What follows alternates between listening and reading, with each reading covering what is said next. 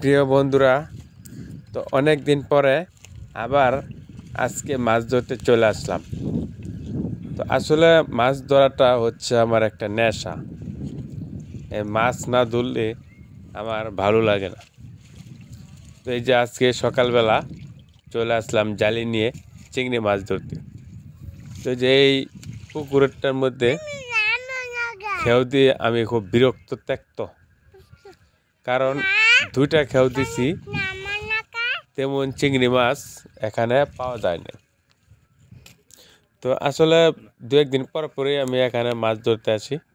তো হতাশ হয়ে এখন আমি সামনের দিকে চলে যাব।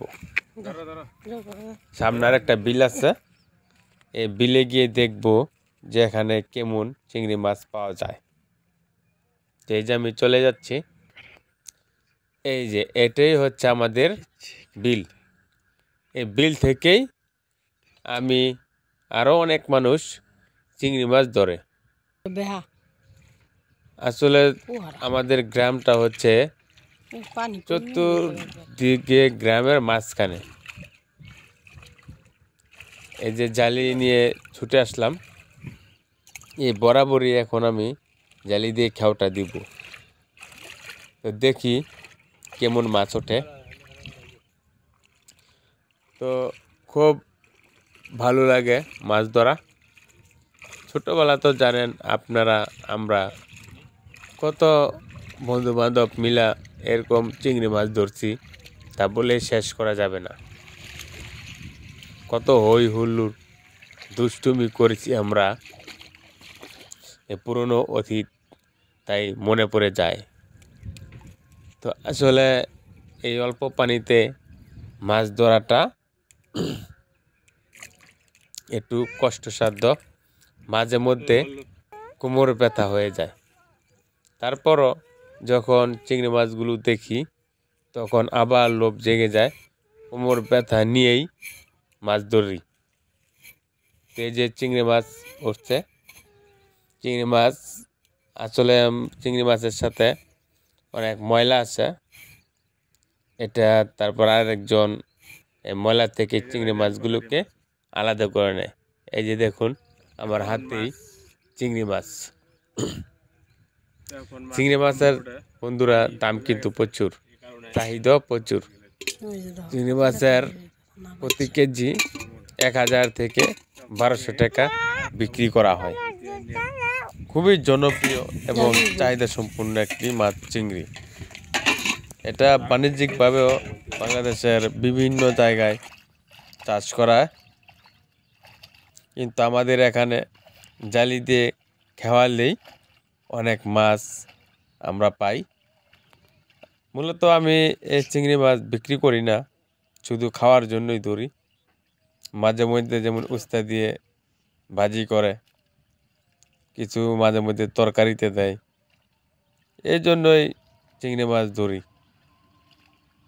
এছাড়া আমি চিংড়ি মাছ বিক্রি করার জন্য ধরি না। যারা চিংড়ি মাছ বিক্রির জন্য ধরে তাদের জালিটা আরও বড় থাকে। তারা সকালে আসে, সারাদিন চিংড়ি মাছ ধরে তারপরে বাজারে নিয়ে বিক্রি করে দেয়, আবার পরের দিন আসে। তো আমরা অনেকেই আছি চিংড়ি মাছ 1200 টাকা কেজি কিনে খেতে পারি না, তারাও এখানে অনেক চিংড়ি মাছ ধরে নিয়ে যায়। মাছ ধরার মজাই বন্ধুরা কিন্তু আলাদা। এরকম বিলের পানিতে মাছ ধরতে খুবই ভালো লাগে। এটা গ্রাম বাংলার পুরনো একটা চিত্র।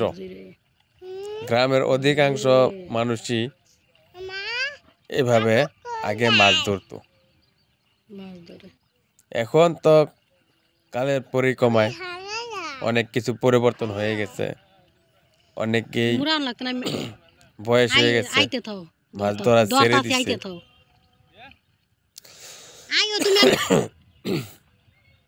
তারপরও অনেকেই আছে এখনো মাছ ধরে।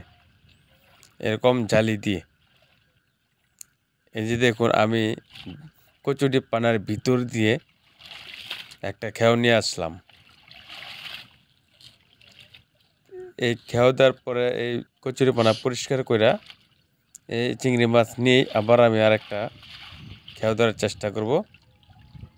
মাঝে মধ্যে এই জালির মধ্যে কাদামাটি ওঠে, এগুলো ভালোভাবে পরিষ্কার করতে হয়, তা না হলে এই জালিটা আছে, এই জালিটা ভারী হয়ে যায়, খেও দিতে অনেক কষ্ট হয়।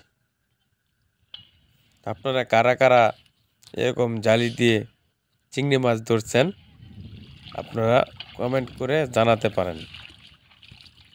দেখি কে আগে কমেন্ট করে।